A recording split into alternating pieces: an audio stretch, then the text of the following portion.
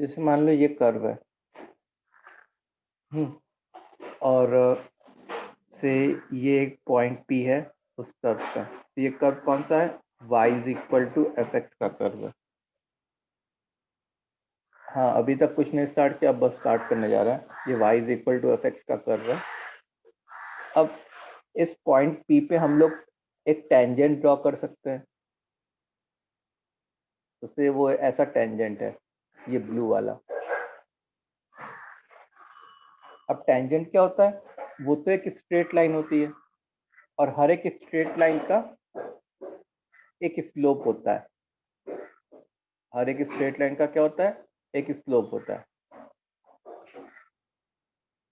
Slope के बारे में पता है कि स्ट्रेट लाइन के स्लोप क्या होता है? हाँ सर। Yes sir. ओके, तो जो ये टेंजेंट का स्लोप होता है वो जो होता है वो होता है dy by dx evaluated at point P। dy by dx evaluated at point P। तो dy by dx, पहले dy by dx निकालते हैं तो वो क्या आता है? एक एक्सप्रेशन आता x में, और उसको पॉइंट P पे इवेल्युएट करते हैं। पॉइंट P पे इवेल्युएट करते मतलब जो एक्स की पॉइंट वैल्यू P पुट का करते हैं। जो पॉइंट P का कोऑर्डिनेट्स है, x कोऑर्डिनेट वगैरह, उसको पुट करते हैं तो उससे एक नंबर आता है। और वो नंबर क्या होता है?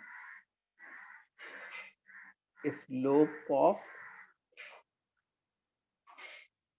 Tangent to the curve. Sir मैंने अभी ज्वाइन किया, क्या आप बोल सकते हैं कि आपने अभी तक क्या किया? अभी बस हम लोग ने यही जो स्क्रीन पे दिख रहा है तुमको, उतना ही किया हम लोगों ने। ओके ठीक है, तो एक बार मैं जल्दी से रिवाइज करा दे रहा हूँ।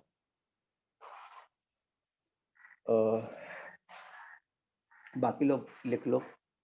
जैसे मान लो relation between dy by D X and curve. जैसे मान लो कोई एक कर्व है इसका से y is equal to f x का, और उसके ऊपर कोई पॉइंट P है। तो उस पॉइंट P पे अगर मैं टेंजेंट ड्रॉ करता तो ये जो ब्लू वाली डॉटेड लाइन है वो टेंजेंट हो गई होती। फिर इसको क्या कहते हैं? Tangent to the curve at point P। This is tangent to the curve at point P। तो स्लोप ऑफ टेंजेंट जो होता वो क्या होता? पहले तो जो y is equal to something x है, एफ एक्स का क्या मतलब है? Some expression in x। उसका हम लोग dy बाई डी एक्स निकालते हैं। तो dy बाई डी एक्स निकालने पे एक x में एक्सप्रेशन आता और उसको पॉइंट P पे इवेल्युएट करते हैं। पॉइंट P पे इवेल्युएट करने का क्या मतलब है? पॉइंट P का जो कोऑर्डिनेट है खुद का वो डाल दिया इस एक्सप्रेशन में, तो उससे एक नंबर आता। वो जो नंबर आता वही क्या देता? Slope of tangent to the curve at point P।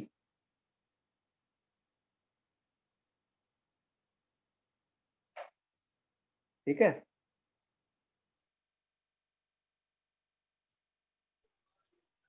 Yes sir. इतना सबको समझ में आ गया? Yes sir. Yes sir. Okay, किसी को doubt, any sort of doubt? जो भी हो पूछ लेना। अब देखो, जैसे मान लो एक छोटा सा क्वेश्चन अगर मैं लिखूं कि एक y is equal to x square plus 3x plus 4 है,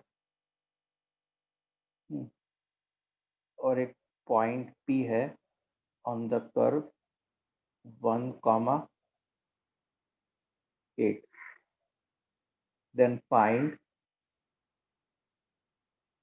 equation of tangent to the curve at point P। At point P। बहुत ही सिंपल सा क्वेश्चन है ये। हाँ स्क्रॉल अप क्या हुआ? कर दो ना सर, एक मिनट अच्छा sir, scroll up.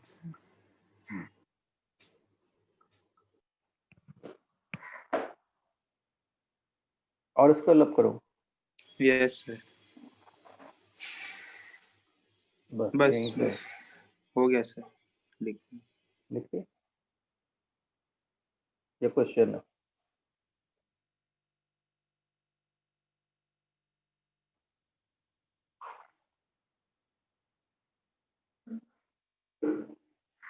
Equation of straight line तो लिखना आता है ना? हाँ सर। स्ट्रेट लाइन का इक्वेशन लिखना फिजिक्स में सीखा होगा मेरे ख्याल से, जब बेसिक मैथमेटिक्स सीखते हैं। Yes sir, y equal to mx plus c, उस टाइप में। हाँ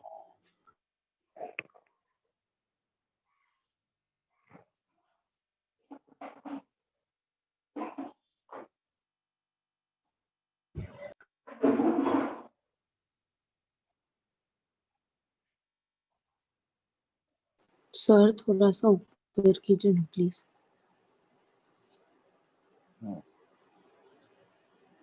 हाँ हो गया सर, थैंक यू।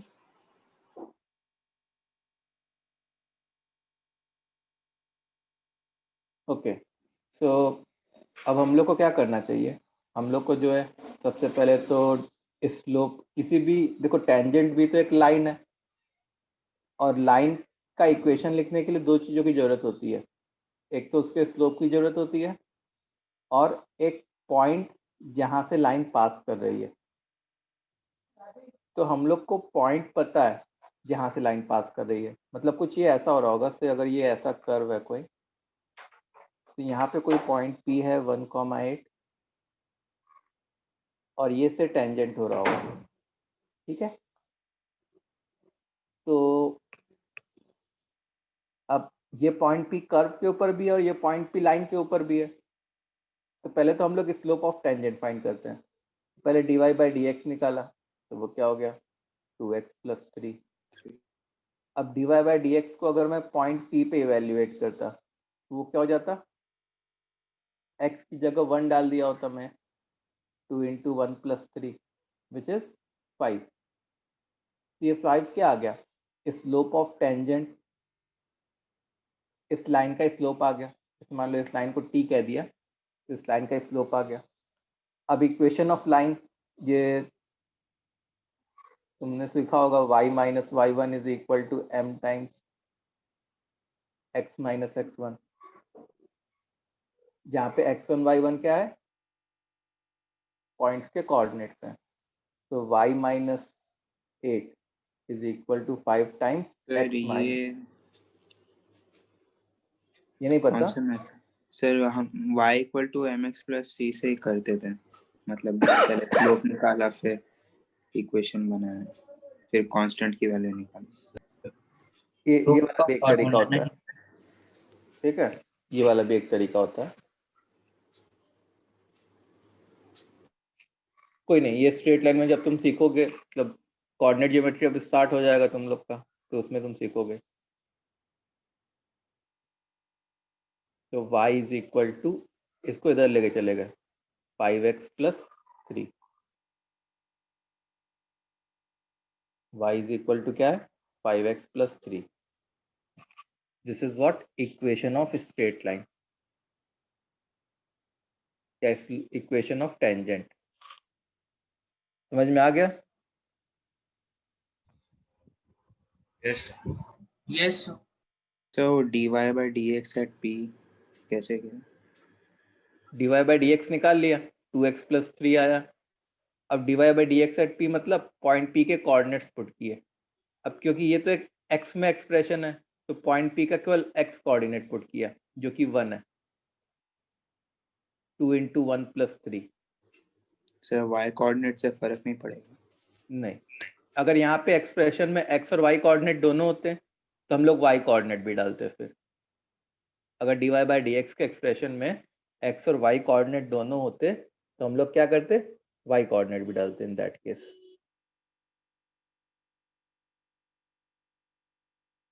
ठीक है, चलो तो अब आगे बढ़े हम लोग। सर हाँ सर आप ये क्वेश्चन एक बार वापस समझा सकते हो? देखो, इससे ये कर्व है y is equal to x square plus 3x plus 4 और एक पॉइंट P है 1,8। इस कर्व के ऊपर वो पॉइंट P लाई कर रहा है और हम लोग को फाइंड क्या करना है, equation of tangent to the curve at point P। मतलब ये कर्व है और ये पॉइंट P है, तो टेंजेंट मतलब एक ऐसी लाइन होगी जो कर्व को टच करके जा रही होगी, तो उसका हम लोग को टेंजेंट का इक्वेशन फाइंड करना है। अब टेंजेंट क्या होता है, वो भी एक लाइन होती है जिसका एक स्लोप होता है। तो कभी भी किसी लाइन का इक्वेशन लिखने के लिए हम लोग को दो चीज़ों की रिक्वायरमेंट होती है, एक तो उसके स्लोप की रिक्वायरमेंट होती है और दूसरा कि किस पॉइंट से लाइन पास कर रही है। ठीक है, यस सर। अब हम लोग ने क्या किया, क्योंकि जो मैंने इक्वेशन बताया ये वाला, ये लाइन का इक्वेशन होता है, फॉर्मूला होता है। तो इसमें m का इन्वॉल्वमेंट है और x1 y1 का इन्वॉल्वमेंट है। m मतलब स्लोप और x1 y1 का क्या मतलब है कि कोई एक पॉइंट ऑन द लाइन। तो dy बाई डी एक्स निकाल लिया 2x प्लस 3। अब dy बाई डी एक्स को पॉइंट P पे इवेल्युएट किया तो वो क्या आ गया, 2 इंटू 1 प्लस 3 जो कि 5 आ गया। तो dy by D x evaluated at point P वही तो हम लोग को स्लोप ऑफ टेंजेंट देता है। मतलब हम लोग को लाइन का स्लोप पता चल गया। अच्छा, ये पॉइंट P 1,8 ये कर्व के ऊपर है, तो ये टेंजेंट के ऊपर भी हो रहा होगा। यहाँ पे टेंजेंट के ऊपर भी एक पॉइंट हो रहा होगा, सेम पॉइंट 1,8। तो अब हम लोग क्या करेंगे कि ये वाला फॉर्मूला लगा देंगे, y minus y one is equal to m times x minus x one. तो y1 मतलब उस पॉइंट का y कोऑर्डिनेट, m मतलब उस लाइन का स्लोप, x1 मतलब उस पॉइंट का x कोऑर्डिनेट। बस फिर इसको टर्म्स को रीअरेंज किया तो y is equal to 5x plus 3 आ गया। Okay sir, got it. Okay, अब देखो आगे, अब मेरी बात ध्यान से सुनना। सर आप वापस समझाओगे, आपकी आवाज क्रैक हो रही थी।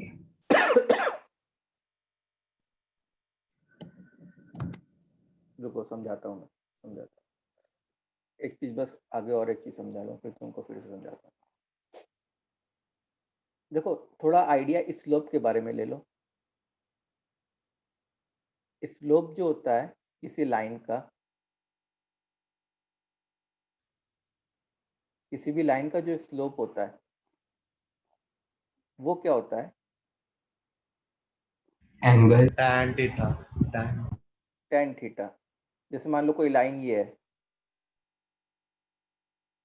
तो वो positive direction of x axis से जितना एंगल बना रही है थीटा, उसका टेन ले लो तो वो टेन थीटा होता है। ठीक है, सो slope of a line is what, tan theta. इतनी बात क्लियर है? तो जैसे यहाँ पे जो थीटा है वो कैसा एंगल है, एक अक्यूट एंगल है। अगर से हमारी लाइन ऐसी होती, हाँ सर वो भी होता है ना, rate of change of function with respect to उसका वेरिएबल। कौन चीज? Sir slope dy by D x जो लिखते हैं। नहीं, हम एक लाइन के स्लोप के बारे में बात कर रहे थे, लाइन के स्लोप के बारे में बात कर रहे हैं। अभी फॉर द टाइम बिंग भूल जाओ dy बाई डी एक्स के बारे में। अभी मैं कोऑर्डिनेट ज्योमेट्री के बारे में थोड़ा सा बात कर रहा हूँ। Okay sir. ठीक है, अब जैसे मान लो मेरी लाइन ऐसी है, तो इसका जो ये एंगल होगा ना, ये थीटा होगा और ये कैसा एंगल होगा, ऑब्ट्यूस एंगल होगा। ठीक है, इतनी बात समझ में आई। तो अगर हमारी लाइन का एंगल एक्यूट है एक्स एक्सिस के साथ, तो उसका स्लोप जो है पॉजिटिव आएगा। जो कि tan थीटा है वो पॉजिटिव आएगा। अच्छा, अगर हमारे लाइन का एंगल ऑब्ट्यूस है एक्स एक्सिस के साथ, तो उसका जो स्लोप है वो कैसा आएगा?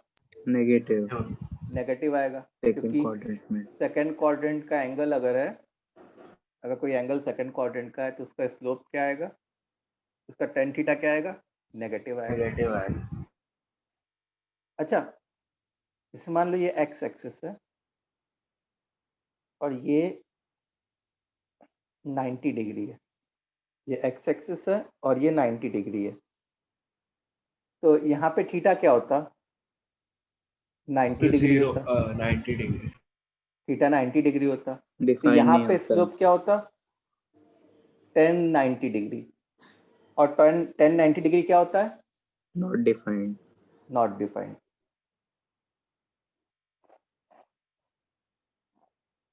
ठीक है। अच्छा, जैसे मान लो ये एक्स एक्सिस है और कोई लाइन एक्स एक्सिस के पैरेलल है,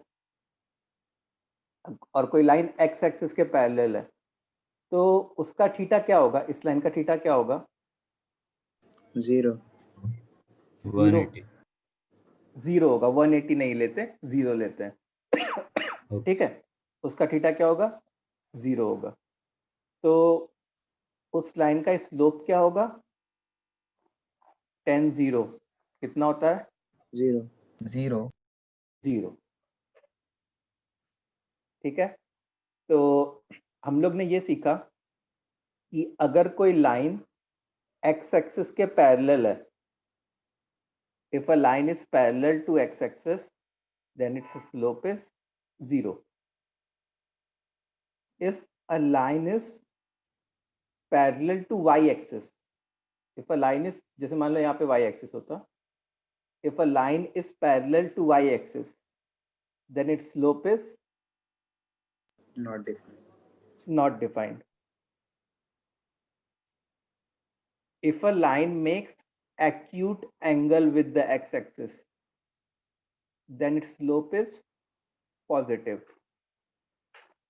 And if a line makes obtuse angle with the x axis, then its slope is negative. इतना समझ में आया स्लोप ऑफ अ लाइन के बारे में? बोलो। Yes sir. Yes sir, understood. Yes sir. ये Yes, सबको sir. क्लियर है? सर जो आपने अभी बताया वापस बताओगे, अभी लास्ट पार्ट। मैंने ये बताया कि अगर लाइन एक्यूट एंगल बना रही है एक्स एक्सिस के साथ, ठीक है, मतलब एक्स एक्सिस ऐसा है और लाइन ऐसी आ रही है, कुछ ऐसे टाइप की है, तो ये एक्यूट एंगल बना रही होगी एक्स एक्सिस के साथ, तो उसका स्लोप जो है वो पॉजिटिव नंबर होगा। अगर लाइन जो है ऑब्ट्यूस एंगल बना रही है एक्स एक्सिस के साथ, तो उसका स्लोप जो है वो नेगेटिव नंबर होगा, क्योंकि थीटा अगर ऑब्ट्यूस है मतलब थीटा जो है सेकेंड क्वाड्रेंट का एंगल है। अगर हमारी लाइन जो है एक्स एक्स वाई एक्सिस के पैरेलल है, मतलब एक्स एक्सिस से 90 डिग्री बना रही है, तो उसका थीटा 90 डिग्री होगा, तो उसका जो स्लोप है वो tan 90 डिग्री नॉट डिफाइंड हो जाएगा। और अगर हमारी लाइन एक्स एक्सिस के पैरेलल है, if a line is parallel to x axis, इसका मतलब वो लाइन एक्स एक्सिस से 0 डिग्री बना रही है, तो उसका स्लोप जो है वो tan 0 जो कि 0 हो जाएगा। यस सर, समझा सर। ओके, सो अब हम लोग से अगर कोई पूछे, जैसे एक छोटा सा अगर मैं क्वेश्चन लिखूं कि determine the sign of dy by dx at each of the following points on the graph. ठीक है, ये क्वेश्चन है. Determine the sign of dy by dx at each of the following points on the graph. तो ये हमारा x axis हो गया. Sir ये dy by dx डिफरेंशिएशन में डिटेल में पढ़ेंगे ना. तो अभी मैं क्या कर रहा हूँ, मैं dy by dx का सिग्निफिकेंस बता रहा हूँ. ठीक है, कि ग्राफ को dy by dx से कैसे तुमको कोरिलेट करना है.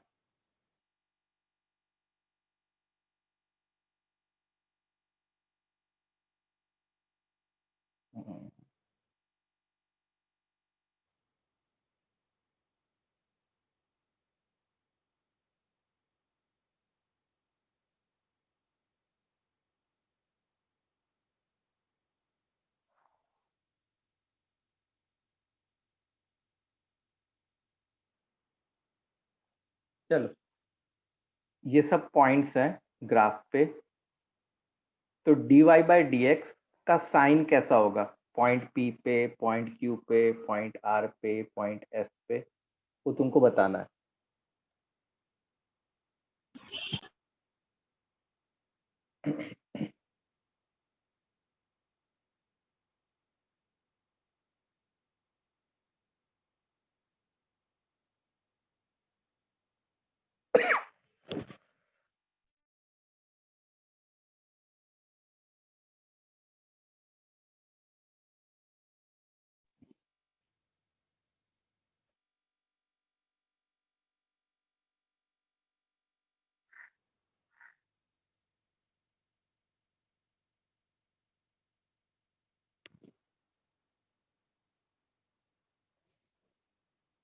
Sir done.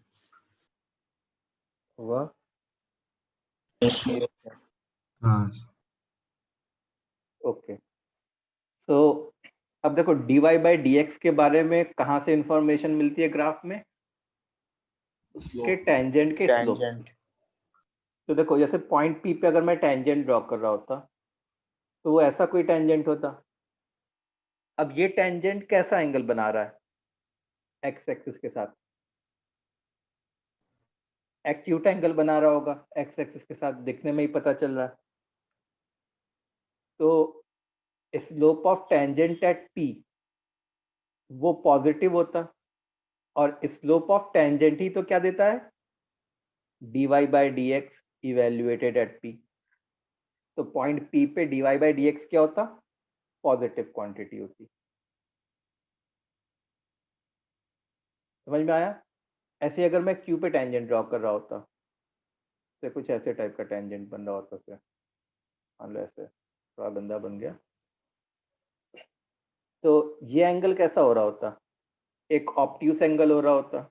माइनस तो slope of tangent at Q that will be negative, और वो क्या हो जाएगा, dy by dx evaluated at Q. तीसरा R पे ऐसा टेंजेंट बन रहा होता. तो ये एक हॉरिजॉन्टल लाइन है पैरेलल टू x एक्सिस.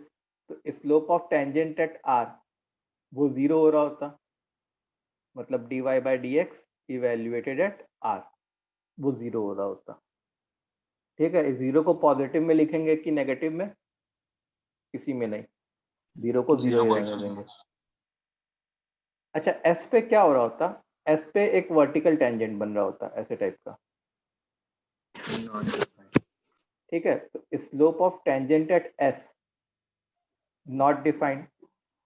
तो dy by dx evaluated at S वो क्या हो गया, नॉट डिफाइंड. तो रिलेशन समझ में आया तुम लोग को कि स्लोप को dy by dx को कर्व से कैसे हम लोग पहचानेंगे.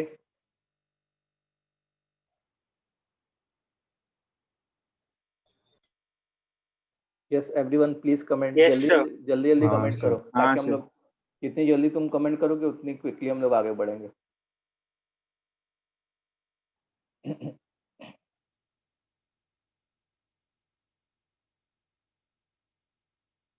ओके. तो पहला सिग्निफिकेंस dy बाई dx का हम लोग ने क्या सीखा कि dy by dx gives the slope of tangent to the curve. dy by dx क्या देता है? Slope of tangent to the curve देता है. दूसरी बात सीखने जा रहे हैं कि dy by dx tells us about the increasing or decreasing behavior of the curve. इसके बारे में बताता है इंक्रीजिंग या decreasing behaviour of the curve dy by dx. ठीक है. सो अब इसका क्या मतलब है, जरा ये देखो भाई कि dy by dx tells us about the increasing or decreasing behavior of the curve. If dy by dx is positive, this means curve is increasing. If dy by dx is negative, this implies curve is decreasing.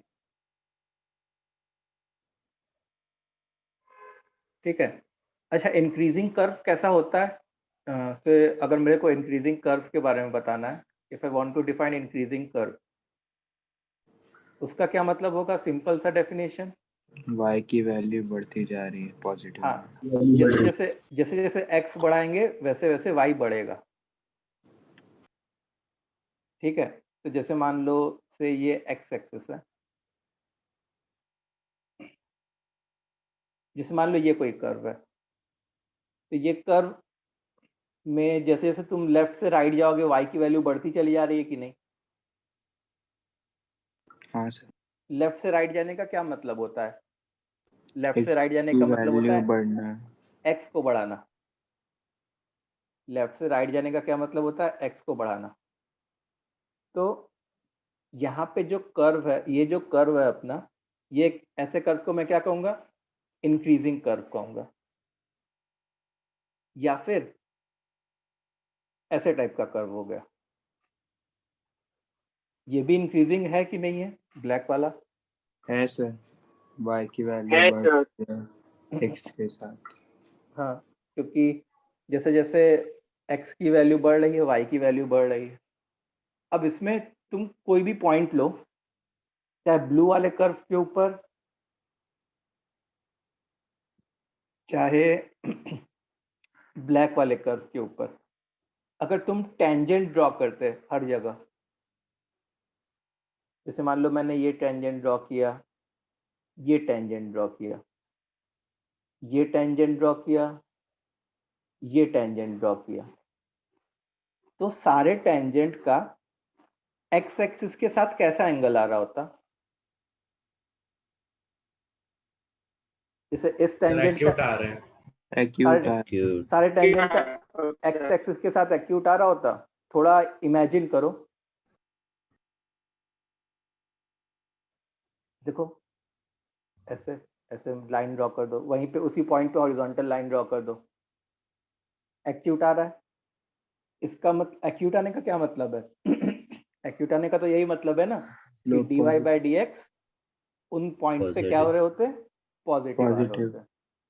तो वही चीज मैंने यहाँ पे भी लिखी है कि अगर dy बाई dx किसी एक एक्सप्रेशन के लिए हमेशा पॉजिटिव है, तो हमारा कर्व का जो मतलब जो ग्राफ होगा वो एक इंक्रीजिंग ग्राफ होगा. ठीक है.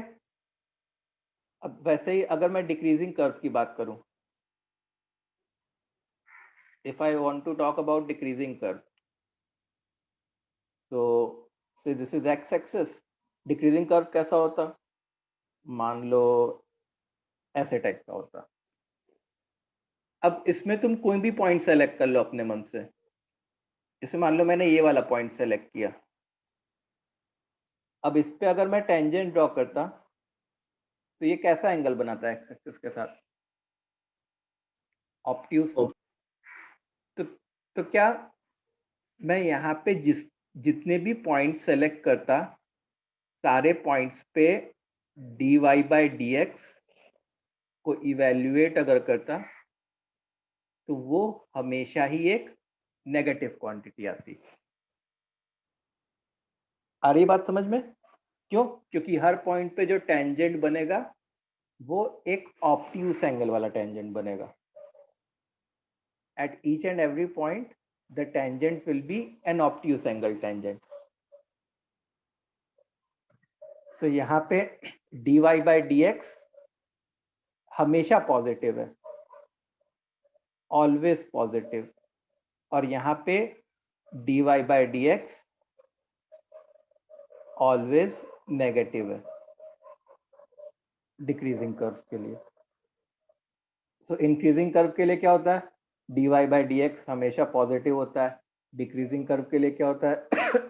dy by dx सर हमेशा पॉजिटिव जरूरी थोड़ी ना है, मतलब वो उसको स्ट्रिक्टली इंक्रीजिंग बोलेंगे ना। हाँ, मतलब अभी उस पे नहीं आ रहा है, स्ट्रिक्टली इंक्रीजिंग और इंक्रीजिंग के बीच के डिफरेंस में नहीं आ रहे हम लोग। अभी बस थोड़ा बहुत इंक्रीजिंग और डिक्रीजिंग के बारे में सीख रहे हैं। ओके ठीक है, सर। अब देखो, जैसे कुछ ग्राफ ऐसे होते हैं, जैसे मैं कुछ तुमको स्टैंडर्ड ग्राफ्स के बारे में अगर दिखाऊं तो तुम उसको कोरिलेट कर सकोगे। जैसे y is equal to ln x का ग्राफ, तुमको पता है कैसा होता है ln x का ग्राफ? हाँ यस सर, सर। वो एक आर्क टाइप रहता है, एक्स एक्सिस को 1 पे कट करके नीचे जाता है। ये ऐसा ग्राफ होता है y is equal to ln x का ग्राफ। हाँ तो सर। इस ग्राफ को देख के तुम क्या बोल सकते हो इसके बिहेवियर के बारे में? मोनो इंक्रीजिंग या डिक्रीजिंग बिहेवियर को हम लोग क्या कहते हैं? Monotonic behaviour. कौन सा behaviour? Monotonic behaviour. So what can you say about the monotonic behavior of ln x? ये कैसा ग्राफ है? ये इंक्रीजिंग है Sir, always या increasing graph. Increasing always increasing. Always increasing graph है? ये this is an always increasing graph. अच्छा, ln x को डिफाइंड होने के लिए क्या होना चाहिए था? x को ग्रेटर देन 0 होना चाहिए था। अब इसको मैं डेरिवेटिव से भी दिखा सकता हूँ कि ये ऑलवेज इंक्रीजिंग आएगा, क्योंकि जब तुम इसका dy बाई dx निकालोगे ना तो वो 1 अपॉन x आएगा। ln x का डेरिवेटिव क्या होता है? 1 अपॉन x। और हम लोग तो यहाँ पे पहले से लेके चले थे कि x इज ग्रेटर देन 0 है, मतलब ये वाली चीज पॉजिटिव है, तो dy बाई dx हमेशा पॉजिटिव हो गया। dy बाई dx हमेशा पॉजिटिव हुआ, इसका क्या मतलब हुआ कि ग्राफ हमेशा इंक्रीज कर रहा होगा, और वो हम लोग को ग्राफ में दिख भी रहा है, ग्राफ हमेशा इंक्रीज कर रहा होगा। सर मैं ठीक है, डिस्कनेक्ट हो गया था, वो मोनोटोनिक बिहेवियर वाला वापस बोलोगे? मोनोटोनिक बिहेवियर का क्या मतलब होता है? कि इंक्रीजिंग या डिक्रीजिंग बिहेवियर के बारे में बताना, उसको हम लोग कहते हैं मोनोटोनिक बिहेवियर। ठीक है, मतलब अगर कोई तुमसे पूछे कि ग्राफ के मोनोटोनिक बिहेवियर के बारे में बताना है, मतलब तुमको क्या बताना है? उस ग्राफ के इंक्रीजिंग या डिक्रीजिंग कैसा हो रहा है उसके बारे में बताना है। सर आप वो dy बाई dx वाला रिपीट कर सकते हो प्लीज? देखो, ln x का ये वाली चीज ना, यस सर।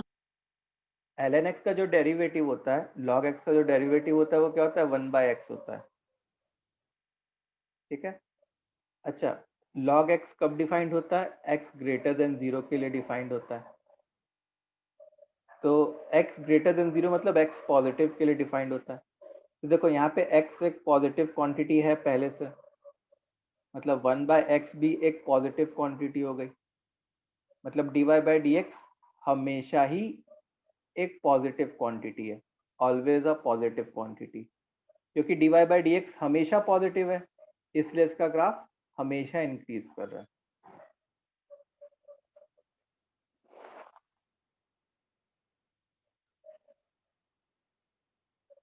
ठीक है,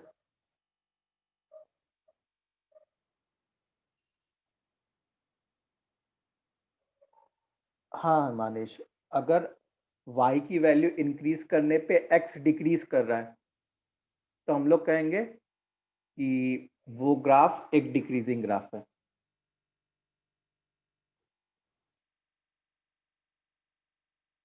अच्छा, अब जैसे कुछ ग्राफ्स ऐसे होते हैं जो इंक्रीजिंग भी होते हैं और डिक्रीजिंग भी होते हैं। कुछ पोर्शन के लिए इंक्रीज करेंगे, कुछ पोर्शन के लिए हाइपरबोला। डिक्रीज करेंगे। जैसे से if we want to talk about y is equal to x square, x square का ग्राफ पता है, वो हम लोग ने बहुत बार किया है, पैराबोला, यस सर। ऐसे टाइप का ग्राफ, ठीक है, y is equal to x square का ग्राफ।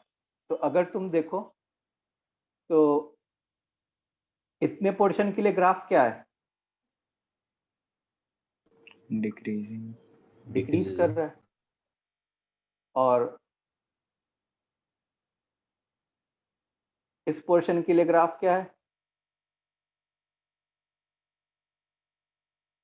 बोलो भाई, इंक्रीजिंग, इंक्रीजिंग ग्राफ।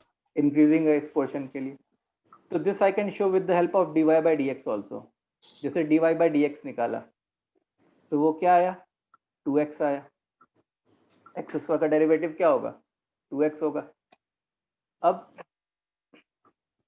जैसे मान लो x ग्रेटर देन 0 के लिए 2x क्या होगा, खुद एक पॉजिटिव क्वांटिटी होगी, और x लेस देन 0 के लिए 2x क्या होगा, उधर से धक्का दो। एक नेगेटिव क्वांटिटी होगी। समझ में आ रहा है, x अगर पॉजिटिव पुट कर दिया तो dy बाई dx पॉजिटिव हो गया, x अगर नेगेटिव पुट कर दिया तो dy बाई dx नेगेटिव हो गया। अच्छा, dy बाई dx पॉजिटिव होने का क्या मतलब है,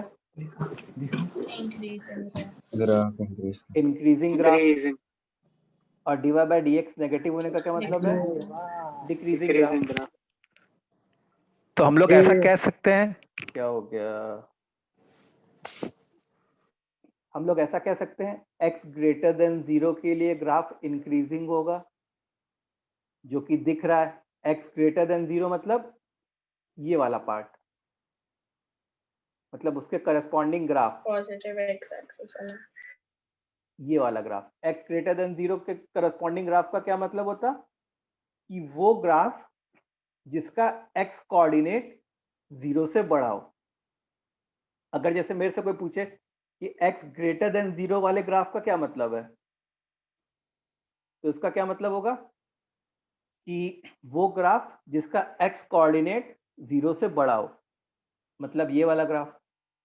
तो x ग्रेटर देन 0 वाला ग्राफ जो है वो दिख रहा है इंक्रीजिंग ग्राफ है, और x लेस देन 0 वाला ग्राफ मतलब जिसका x कोऑर्डिनेट 0 से कम हो, मतलब ये वाला ग्राफ होता, और वो एक कैसा ग्राफ होता, डिक्रीजिंग ग्राफ होता। ठीक है, तो ये y is equal to x square का ग्राफ होता है, जो हम लोग ने पहले से ही पढ़ा है, और उसके मोनोटोनिक बिहेवियर को हम लोग ने यहाँ पे सीखा, पहचाना। समझ में आया सबको, सारे बच्चों को? Yes sir. Yes sir. Yes. अब से सर ये एक ही फंक्शन का ग्राफ हुआ ना? हाँ, ये एक ही फंक्शन का ग्राफ हुआ। तो दो अलग अलग बिहेवियर बता रहे हैं। हाँ, दो अलग अलग बिहेवियर आ रहे हैं इसके। तो मैं इसको दो तरीके से लिख सकता हूँ। मैं ऐसे लिख सकता हूँ कि it is neither increasing nor decreasing, या तो इस तरीके से लिख सकता हूँ, या ऐसे लिख सकता हूँ कि इंक्रीजिंग इन द इंटरवल 0 से इंफिनिटी, x बिलोंगिंग टू 0 से infinity, and decreasing in the interval minus infinity से 0, ऐसे भी लिख सकता हूँ। ठीक है, दोनों वे से लिखा जा सकता है। समझ में आई बात? हाँ सर। अब जैसे एक और एग्जांपल दिखाऊं तुमको, और एक एग्जांपल बताओ ग्राफ का जो तुमको पता है, जो इंक्रीज और sin डिक्रीज x। दोनों। एक्स क्यूब का ग्राफ सर।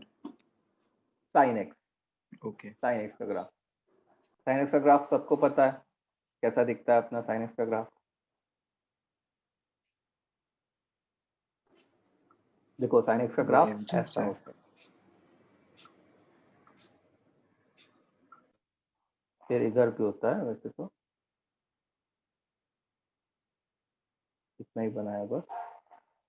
अच्छा, ये 0 हो गया, ये π/2 हो गया, ये पाई हो गया, ये 3π/2 हो गया, ये 2π हो गया। ठीक है, तो let's discuss about the behaviour of graph from 0 to 2π। 0 से 2π के बीच में ग्राफ का बिहेवियर देखते हैं। तो बताओ, इंक्रीजिंग बिहेवियर कहाँ से कहाँ तक का हो रहा होगा? So 0 से π/2, 0 to π/2 0 to π/2 और 3π/2 से यूनियन 2π। 3π/2 से हाँ। 2π। 0 से π/2 और 3π/2 से 2π। ये जो येलो वाला पार्ट है वो इंक्रीजिंग बिहेवियर वाला पार्ट है। ठीक है, अच्छा डिक्रीजिंग वाला पार्ट कौन सा होता? π/2 से π। π/2 से 3π/2, ये डिक्रीजिंग वाला पार्ट होता। इतना अग्री करोगे सब लोग? हाँ सर। Yes sir. ओके, अब इसको मैं dy/dx से भी तुमको जस्टिफाई कर सकता हूँ। जैसे साइन एक्स है तो dy/dx, साइन एक्स का dy/dx क्या होता? cos x। cos x। अच्छा, मैंने 4 इंटरवल अपने मन से लिख लिए। एक इंटरवल 0 से π/2 लिख लिया, एक लिख लिया π/2 से पाई लिख लिया, और एक लिख लिया पाई से 3π/2 लिख लिया। मतलब एक तरीके से मैं अलग अलग क्वाड्रेंट्स लिख दे रहा हूँ। 3π/2 से 2π लिख लिया। तो बताओ 0 से π/2 में cos x क्या होता? पॉजिटिव होता कि नेगेटिव? पॉजिटिव होता, फर्स्ट क्वाड्रेंट। π/2 से पाई के बीच में cos x क्या होता? Negative. Second Negative. Quadrant, negative. Pi से 3π/2 में cos x negative. Negative. Positive. और ये फोर्थ क्वाड्रेंट, पॉजिटिव। पॉजिटिव।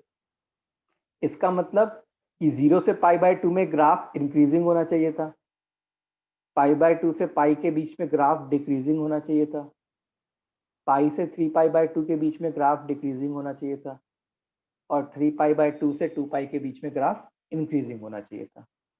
और क्या वैसा हो रहा है क्या?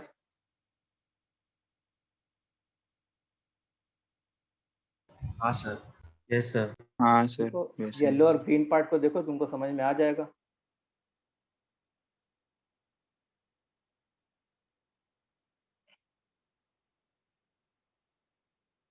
तो ये समझ में आया तुम लोग को कि ग्राफ का इंक्रीजिंग डिक्रीजिंग बिहेवियर हम लोग कैसे पहचानेंगे? Yes sir. एक बार जल्दी से कमेंट करो स्टूडेंट्स, ये क्लियर है? Yes sir.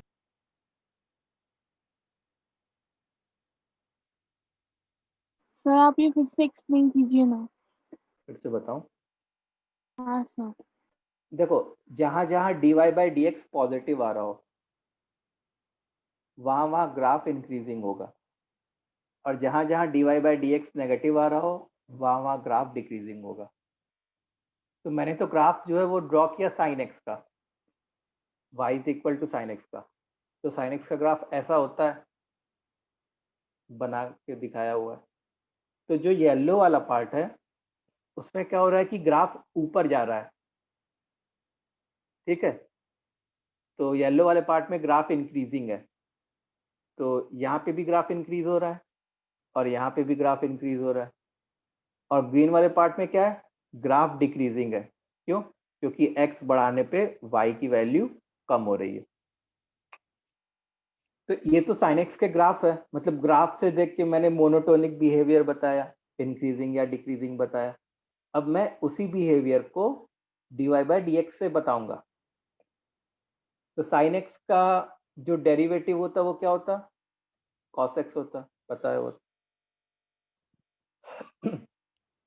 अब मैंने अपने मन से 4 क्वाड्रेंट्स डिफाइन कर दिए। 0 से π/2 मतलब फर्स्ट क्वाड्रेंट हो गया, π/2 से पाई मतलब सेकेंड क्वाड्रेंट हो गया, पाई से 3π/2 बोले तो थर्ड क्वाड्रेंट और ये फोर्थ क्वाड्रेंट। तो 0 से π/2 मतलब फर्स्ट क्वाड्रेंट में अगर मेरा x फर्स्ट क्वाड्रेंट का है तो फर्स्ट क्वाड्रेंट में कॉस कैसा आउटपुट देता है? पॉजिटिव। अगर मेरा x सेकेंड क्वाड्रेंट का है तो सेकेंड क्वाड्रेंट में कॉस कैसा आउटपुट देता है? नेगेटिव। कॉस तो यहाँ पे पॉजिटिव होता है और यहाँ पे पॉजिटिव होता है और यहाँ नेगेटिव होता है और यहाँ नेगेटिव होता है। सिमिलरली अगर मेरा x थर्ड क्वाड्रेंट का है तो वहाँ पे cos x क्या हो गया? नेगेटिव। और अगर x हमारा फोर्थ क्वाड्रेंट का है तो वहाँ पे cos x क्या हो गया? पॉजिटिव। अच्छा, कभी भी dy/dx पॉजिटिव होना है इसका मतलब क्या है कि वो ग्राफ इंक्रीजिंग हो रहा होगा उतना पोर्शन। तो जहाँ जहाँ पॉजिटिव है उसके सामने इंक्रीजिंग लिख लिया और जहाँ जहाँ नेगेटिव है उसके सामने डिक्रीजिंग लिख लिया। और यही सेम बिहेवियर ग्राफ पे मैं देख भी रहा हूँ कि 0 से π/2 के बीच में 0 से π/2 के बीच में ग्राफ इंक्रीजिंग हुआ। उसके बाद π/2 से पाई के बीच में π/2 से पाई के बीच में ग्राफ डिक्रीजिंग हुआ। फिर पाई से 3π/2 के बीच में पाई से 3π/2 के बीच में ग्राफ डिक्रीजिंग हुआ। और 3π/2 से 2π के बीच में ग्राफ इंक्रीजिंग हुआ। ठीक है? ठीक है sir, thank you sir. Okay, so ये हुई हमारी मोनोटोनिक बिहेवियर की बात ग्राफ के। आई होप सबको समझ में आ गया होगा अब।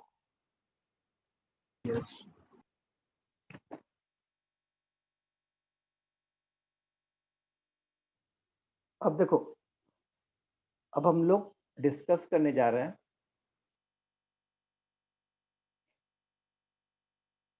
Concavity and double derivative. Concavity and double derivative के बीच के रिलेशन को। जैसे अभी हम लोग क्या डिस्कस कर रहे थे? बताओ, अभी हम लोग क्या डिस्कस कर रहे थे?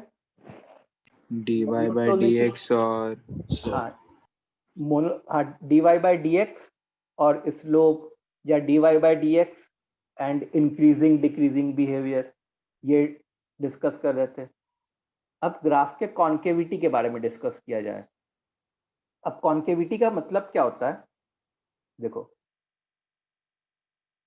जैसे मान लो कोई ग्राफ हमारा ऐसा है या कोई ग्राफ ऐसा है,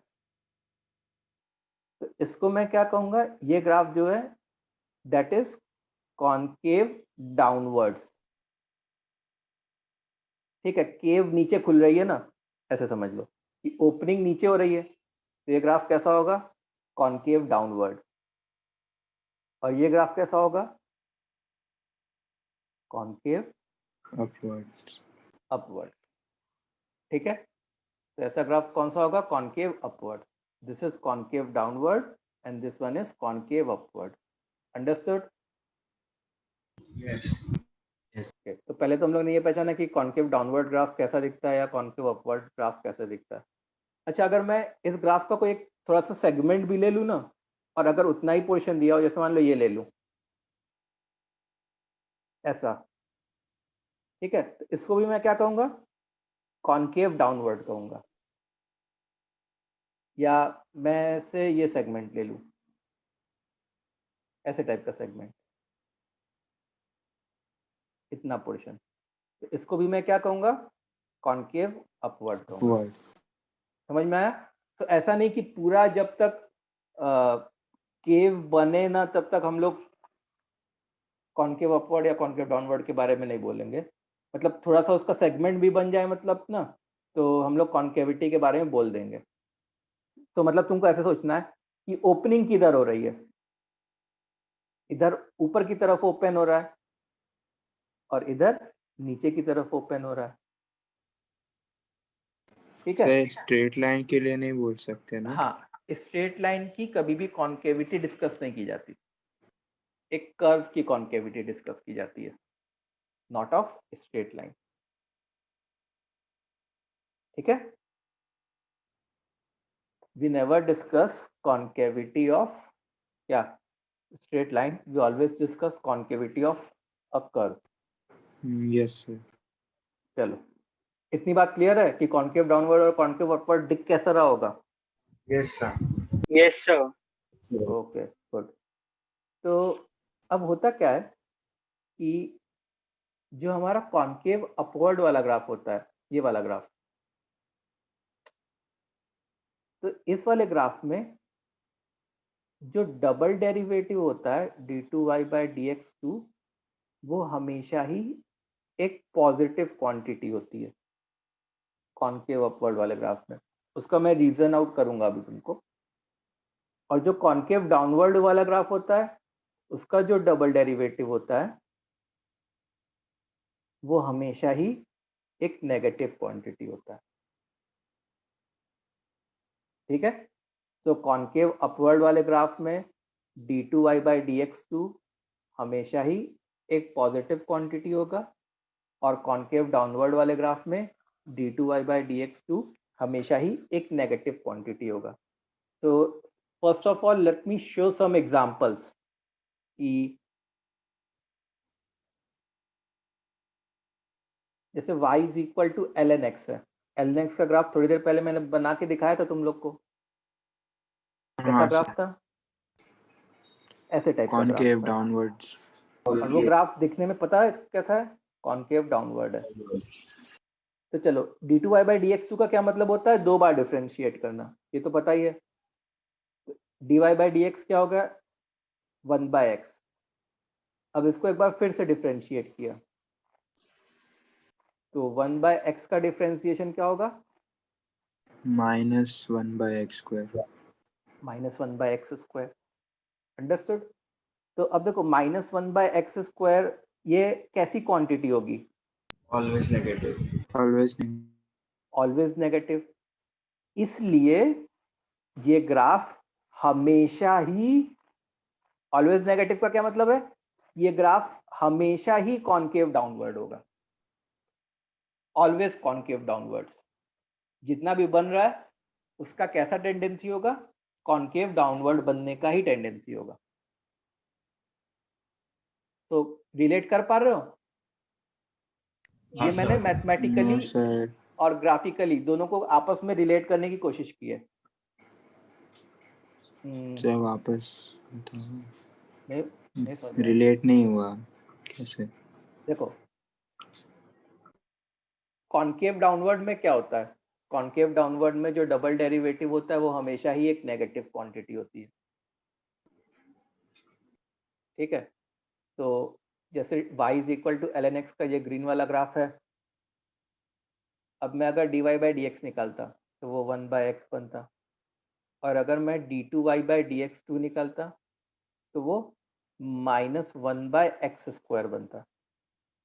अब minus of some positive quantity, मतलब ये हमेशा नेगेटिव होता। सर ये ऑलवेज नेगेटिव हम लोग डबल डेरिवेटिव का बोल रहे हैं। ऑलवेज नेगेटिव इसके वजह से बोला मैंने, माइनस ऑफ 1/x² है ना। अब x² तो पॉजिटिव आउटपुट देता, उसके सर सामने मतलब माइनस। वही बोल रहे हैं ना कि अगर डबल डेरिवेटिव नेगेटिव है तो ऑलवेज कॉनकेव डाउनवर्ड। हाँ, अगर डबल Okay. डेरिवेटिव नेगेटिव है, अगर डबल डेरिवेटिव नेगेटिव है मतलब हमेशा ही वो कॉन्केव डाउनवर्ड्स होगा। ओके। अब जैसे example 2, let's go for example 2। Example 2 में से let's discuss about y is equal to e⁻x। इसके बारे में डिस्कस कर रहे हैं, e⁻x। तुम लोग को पता है क्या कि e⁻x का ग्राफ कैसा होता है? हाँ सर। Yes. No sir. ओके, बताता हूँ। पहले उसका स्लोप बहुत कम रहता है, फिर अचानक से बढ़ने लग जाता है। e⁻x का ग्राफ कुछ यूं होता है, ऐसे टाइप का, ऐसे टाइप का होता है ये e⁻x का ग्राफ। तो ये ग्राफ देख के तुमको क्या पता चल रहा है, बताओ जल्दी से। Always increasing, Concave upwards. Concave upward, Concave upwards. Always concave upwards, fine. तो now this I am going to prove with the help of derivative also. अच्छा, e raised to x का derivative e raised Sir, to e x, raised to x ही रहता है. Yes. और फिर उसके बाद फिर से एक बार डिफरेंशिएट किया तो, Sir, e e raised to और e raised to x, e raised to x कैसा आउटपुट देता है? Sir, हमेशा पॉजिटिव Positive. रहेगा. Always positive, always positive. इसका क्या मतलब हुआ कि d2y/dx2 हमेशा पॉजिटिव हुआ, और क्योंकि d2y/dx2 हमेशा पॉजिटिव हुआ, इसलिए ये वाला ग्राफ ऑलवेज कॉन्केव अपवर्ड्स हो गया। समझ में आया? हाँ बोलो सर. स्टूडेंट्स, जल्दी जल्दी कमेंट करो। Yes, sir. ये तुम लोग को Yes. समझ में आया? अच्छा, इसका मतलब अब तो मैंने जो 2 एग्जांपल्स दिखाए तुमको, उसमें एक एग्जांपल में क्या था कि dy/dx, मतलब सॉरी, एक एग्जांपल ऐसा था जिसमें हमेशा कॉन्केव डाउनवर्ड था, एक एग्जांपल ऐसा था जिसमें हमेशा कॉन्केव अपवर्ड था। मतलब ऐसा भी ग्राफ हो सकता है जो कुछ पार्ट के लिए कॉन्केव डाउनवर्ड हो और कुछ पार्ट के लिए कॉन्केव अपवर्ड हो। समझ में आ रही बात? तो हाँ सर, जैसे मैं अगर तुमको दिखाऊं y = x³ का ग्राफ, ठीक है, x³ का तो ग्राफ। इसमें तो क्रिटिकल पॉइंट आ जाएगा एक। तो x³ का ग्राफ पता है कैसा होता है? यस सर, ऐसे टाइप वो का आता है, 0 पे स्लोप 0 फिर इंक्रीज होना चालू होगा। ऐसे टाइप का ग्राफ होता है, ठीक है। ये x³ का ग्राफ हो गया। तो ये ग्राफ की कॉन्केविटी के बारे में मैं क्या कह सकता हूँ? क्या हमेशा कॉन्केव अपवर्ड या हमेशा कॉन्केव डाउनवर्ड है क्या? नो सर, जो ये 0 वाला से पोर्शन है, इंफिनिटी, ये वाला पोर्शन है, ये कैसा ग्राफ है? Concave downward, concave Concave downwards, downwards. और जो ये वाला पोर्शन है, concave upward, Concave upwards. Concave upward है। And this we can show with the help of derivative as well. जैसे यहाँ पे dy/dx निकाला, तो वो तुम्हारा क्या आ गया? 3x² आ गया। उसके बाद यहाँ पे डबल डेरिवेटिव निकाला, तो वो क्या आ गया? 6x आ गया। समझ में आई बात? अच्छा, 6x, तो अगर जैसे मान लो x > 0 होता, तो ये 6x कैसा होता? एक पॉजिटिव क्वांटिटी होती। और x अगर <0 होता, तो 6x कैसा होता? एक नेगेटिव क्वांटिटी होती।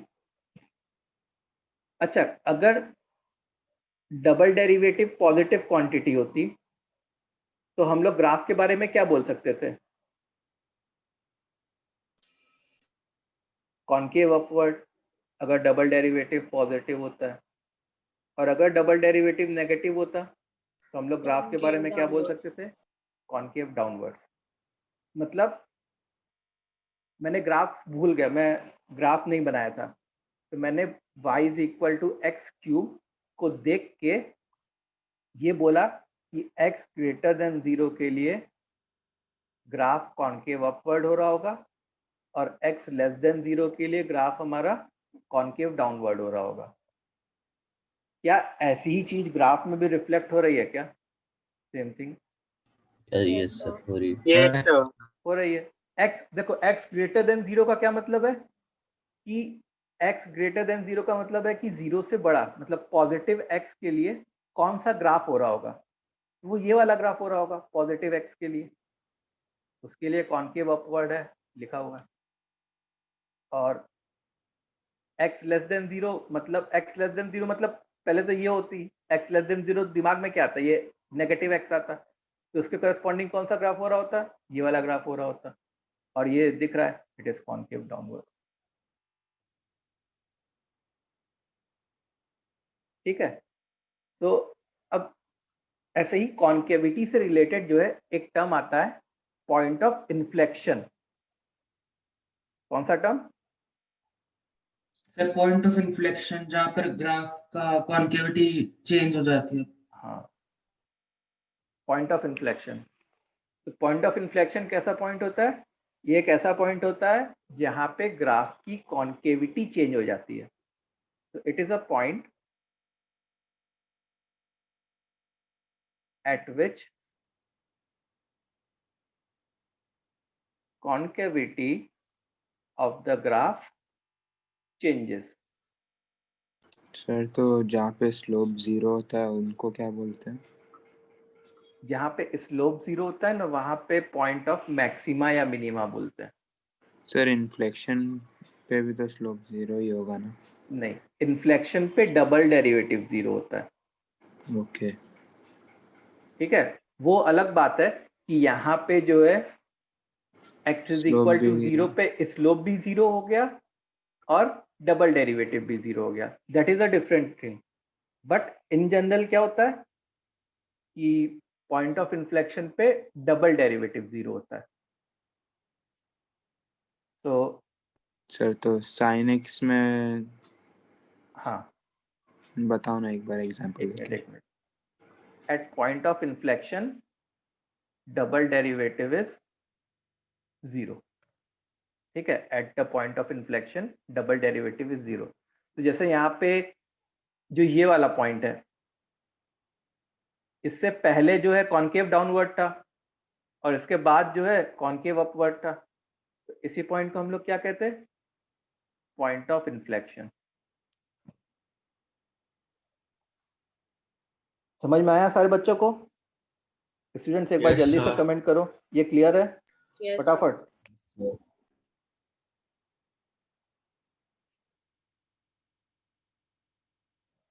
किसी को कोई डाउट?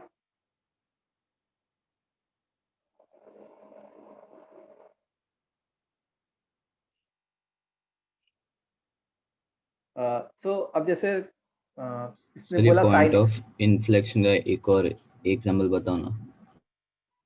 पॉइंट ऑफ इन्फ्लेक्शन का एक और एग्जांपल, हाँ चलो दिखाता हूँ। एक और एग्जांपल से मैं साइन एक्स के ग्राफ का ले लेता हूँ। ठीक है, y is equal to sine x का। तो साइन एक्स का ग्राफ ड्रॉ करते हैं।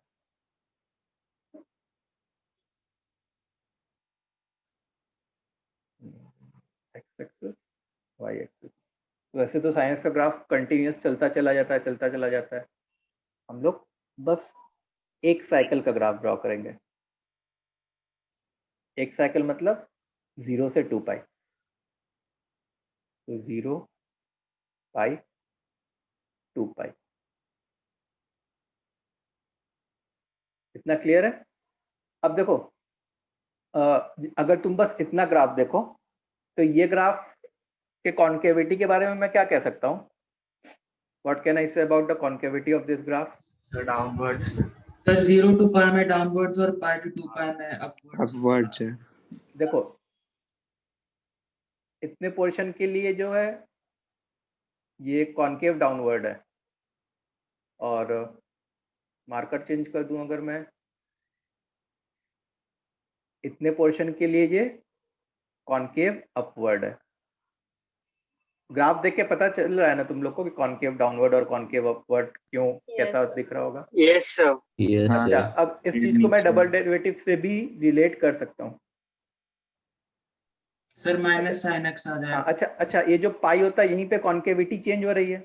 इससे जस्ट पहले तक ग्रीन था, इसके जस्ट बाद येलो हो गया। तो ये जो पॉइंट है that is what? Point of inflection. वैसे इसको हम लोग पढ़ेंगे डिटेल में। कौन से चैप्टर में? एक चैप्टर आता है एप्लीकेशन ऑफ डेरिवेटिव्स, उसमें पढ़ेंगे। देखो, डबल डेरिवेटिव क्या आ गया? माइनस साइन एक्स आ गया। y is equal to sine x का डबल डेरिवेटिव क्या आ गया तुम्हारा? Minus sine x. तो अगर तुम 0 से पाई की बात करो तो 0 से पाई में साइन तो खुद पॉजिटिव होता, तो माइनस साइन क्या होता? नेगेटिव होता। और पाई से 2 पाई में साइन खुद नेगेटिव होता। पाई से 2 पाई मतलब third and fourth quadrant, sine खुद नेगेटिव होता तो माइनस पाई क्या हो जाता, माइनस साइन क्या हो जाता, पॉजिटिव हो जाता।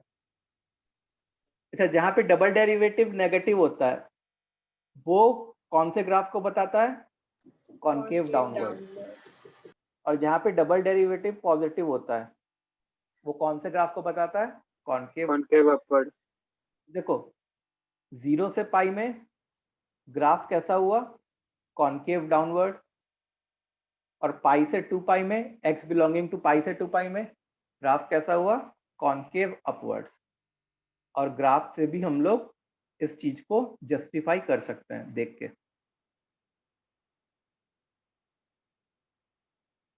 दिख रहा, 0 से पाई में ग्राफ कैसा है, कॉनकेव डाउनवर्ड है। पाई से 2 पाई में ग्राफ कैसा है, कैसा, कॉनकेव अपवर्ड है।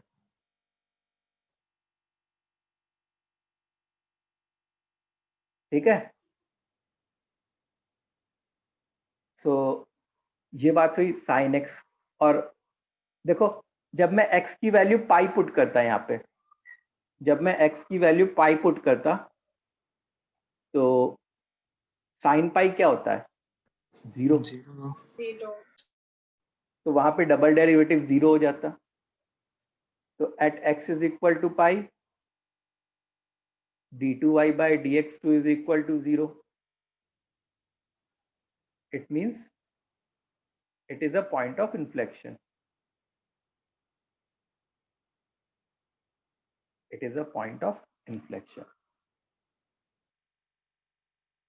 सारे बच्चों को समझ में आ गया यस सर, आगे कि how to relate double derivative and the graph. Sir ये डबल डेरिवेटिव को डायरेक्टली स्लोप से कैसे रिलेट करेंगे, डबल मतलब डेरिवेटिव को, हाँ कॉन्केविटी को कैसे करेंगे। हाँ, अब इसके प्रूफ पे आते हैं। अच्छा याद दिलाया, मैं तो प्रूफ भूल ही गया था कि मतलब मैंने बताया था कि कॉनकेव डाउनवर्ड्स के लिए डबल डेरिवेटिव नेगेटिव होगा और कॉनकेव अपवर्ड के लिए डबल डेरिवेटिव पॉजिटिव होगा। ठीक है, अब प्रूफ पे आते हैं कि क्यों कॉनकेव डाउनवर्ड के लिए डबल डेरिवेटिव नेगेटिव होगा और कॉनकेव अपवर्ड के लिए डबल डेरिवेटिव पॉजिटिव होगा। तो देखो dy बाई dx अगर पॉजिटिव हो रहा है इसका क्या मतलब है कि इसके बढ़ाने पे ये भी बढ़ रहा है। ये अग्री करोगे, x इंक्रीज करने पे y इंक्रीज कर रहा है। तो अगर मैं ऐसे लिखूं d कुछ भी अपॉन dx ये पॉजिटिव है, तो इसको मैं क्या इंटरप्रेट कर सकता हूं कि x को इंक्रीज करने पे ये जो कुछ भी है वो भी इंक्रीज कर रहा होगा। अग्री करोगे? Yes sir. यस ओके, अब से let's talk about concave upward graph.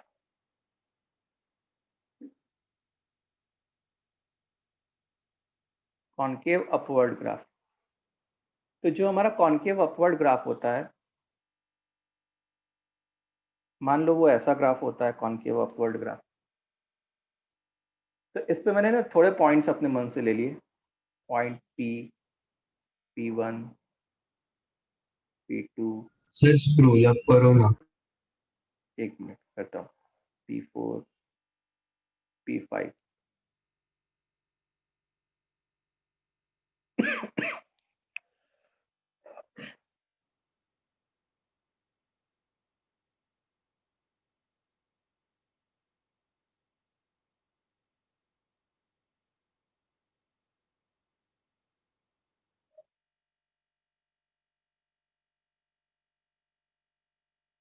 हो गया सर, थैंक यू।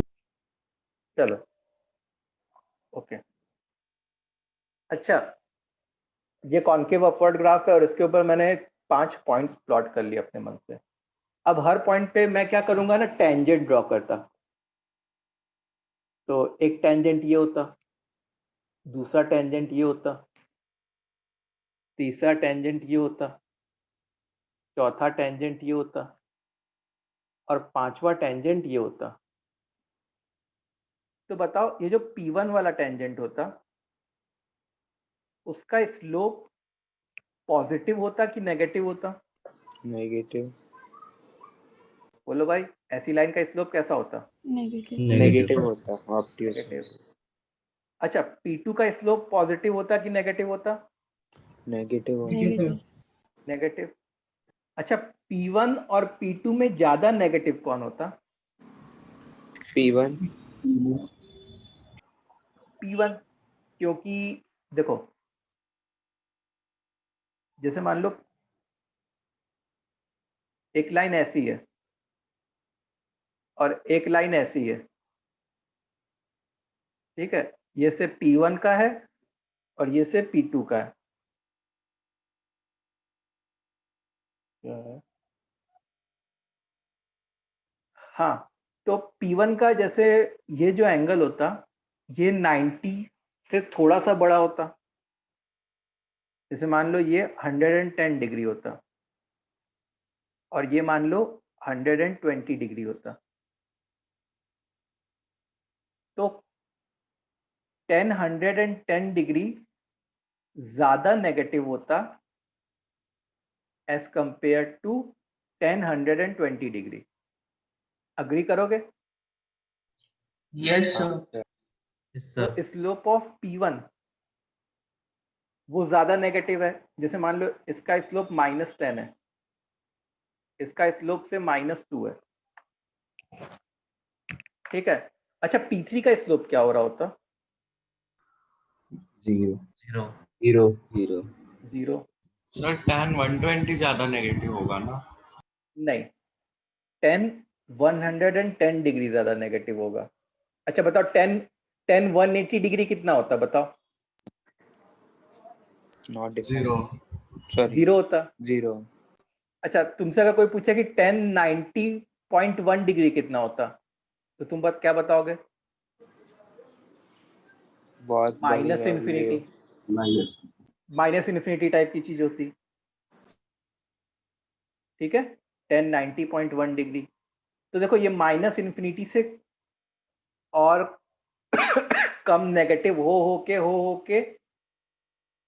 180 डिग्री जो है वो 0 बन जाता।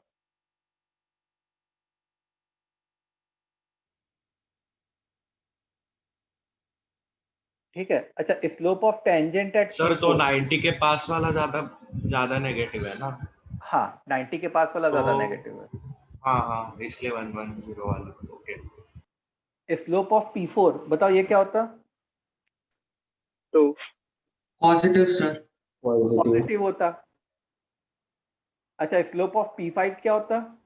पॉजिटिव सर और भी ज्यादा पॉजिटिव रहता। और भी ज्यादा पॉजिटिव रहता। तो जैसे मान लो इसको 3 लिख लिया और इसको 9 लिख लिया, तो इस बात से सब लोग अग्री करेंगे क्या जो मैंने 5 पॉइंट्स लिए हैं उनके स्लोप इस तरीके से वेरी कर रहे होंगे थोड़े बहुत? यस। बोलो। यस सर हाँ Yes, sir.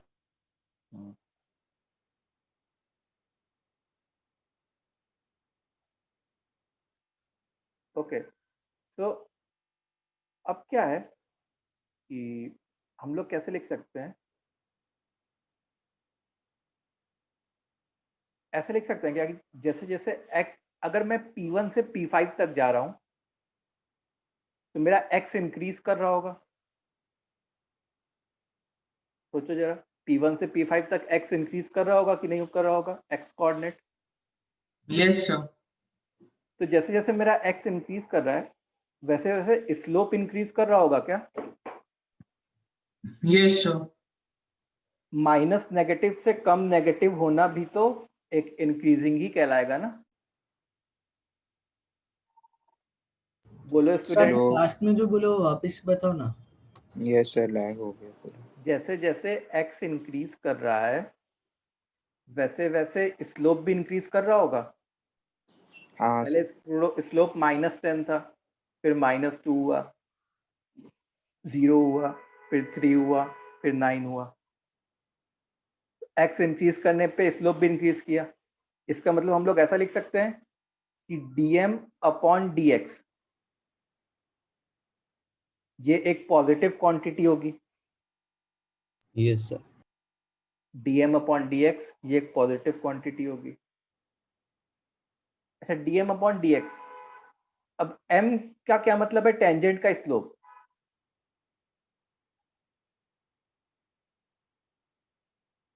तो d dx of dy by dx ये एक पॉजिटिव क्वांटिटी होगी, d dx of dy by dx। Understood? अब d dx of dy by dx को ही तो हम लोग क्या लिखते हैं? d2y बाय dx2, ये एक पॉजिटिव क्वांटिटी होगी। एंड हेंस प्रूव्ड कि कॉनकेव अपवर्ड वाले कर्व के लिए d2y बाय dx2 हमेशा ही एक पॉजिटिव क्वांटिटी होगी। यही तो मैंने शुरुआत में लिखाया था कि कॉनकेव अपवर्ड वाले कर्व के लिए d2y बाय dx2 हमेशा ही एक पॉजिटिव क्वांटिटी होगी। और मैंने कॉनकेव अपवर्ड वाला कर्व लिया और उसमें दिखा दिया तुमको कि d2y बाय dx2 हमेशा ही एक पॉजिटिव क्वांटिटी होगी। Similarly we can prove for concave downward वाला कर्व। ठीक है, वैसे ये चीज जो है प्रूफ फॉर कॉन्केविटी हम लोग आगे वाले चैप्टर्स में पढ़ेंगे। अभी जो भी पढ़े वो सब फिर से पढ़ेंगे, लेकिन एक तुम लोग को ब्रीफ इंट्रोडक्शन दिया जा रहा है कि ग्राफ्स को कैसे बेटर तरीके से एनालाइज करना है हम लोग को। सर सेकंड लास्ट कैसा पता पॉजिटिव? अब ग्राफ से देखा ना। कौन सा सेकंड लास्ट स्टेप? ये यस सर। नहीं, देखो यहां से हम लोग को ये दिख गया ना कि x इंक्रीज करने पे स्लोप भी इंक्रीज हो रहा है। Yes sir. मतलब x इंक्रीज करने पे m इंक्रीज का हो रहा है, मतलब dm बाय dx पॉजिटिव होगा। Yes sir. अब m क्या होता है? m तो टेंजेंट का स्लोप ही होता है ना, और उसको अच्छा सर, dy बाय dx लिख लिया। समझा। ठीक है, और d dx of dy by dx को ही तो डबल डेरिवेटिव कहते हैं, d2y बाय dx2, ये एक पॉजिटिव क्वांटिटी होगी। ठीक है, सो क्या हो गया कि फॉर कॉनकेव अपवर्ड वाला curve d2y by dx2 will always be a positive quantity. तो ये प्रूफ समझ में आ गया तुम सबको? Yes sir. Yes sir. चलो गुड, वेरी गुड। आप क्या कह रहे थे? हाँ, तो जैसे मान लो एक ग्राफ ड्रॉ करो, ड्रॉ ग्राफ या एक सेगमेंट भी उसका, फॉर विच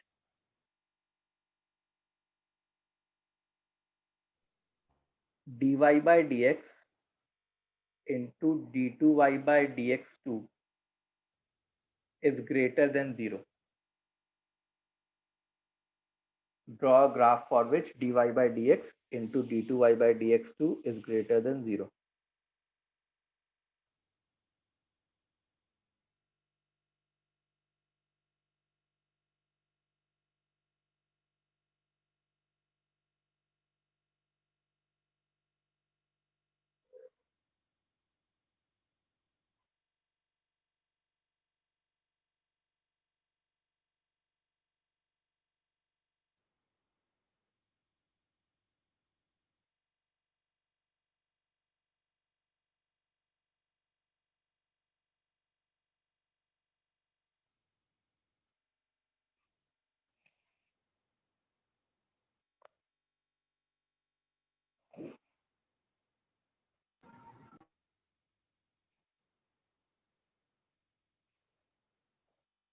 सर इसमें तो बहुत सारी पॉसिबिलिटीज होंगी, कोई भी बना सकता है। बहुत सारी नहीं, दो केसेस ही होंगे ना।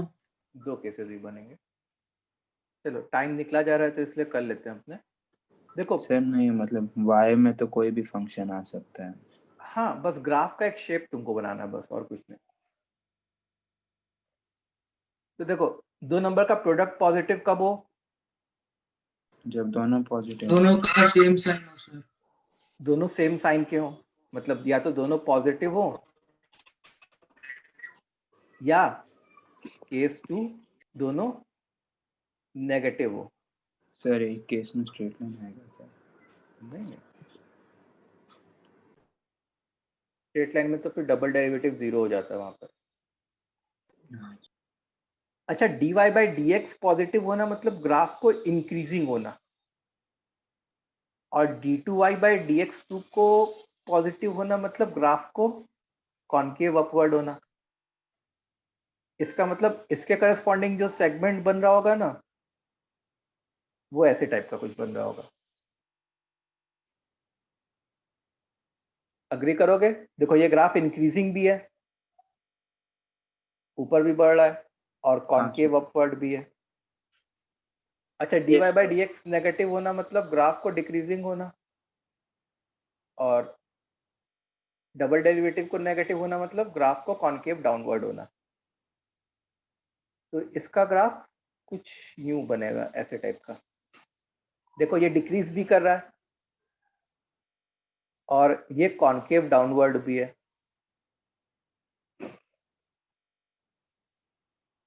ठीक है? समझ में आ गया? तो ऐसे 2 टाइप के बन सकते हैं।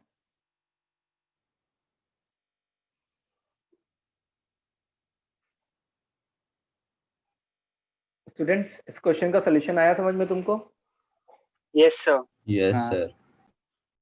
चलो गुड। सो आज के लिए अपने इतना ही करते हैं। आगे जो है नेक्स्ट क्लास में अपने और आगे पढ़ेंगे। सो अभी हम लोग एक तरीके से क्या सीख रहे हैं कि ग्राफ से रिलेटेड वेरियस पैरामीटर्स को मतलब कैलकुलस में जो वेरियस पैरामीटर्स आते हैं उनको ग्राफ से कैसे रिलेट करेंगे, वो चीज़ें हम लोग सीख रहे हैं अगर देखा जाए तो।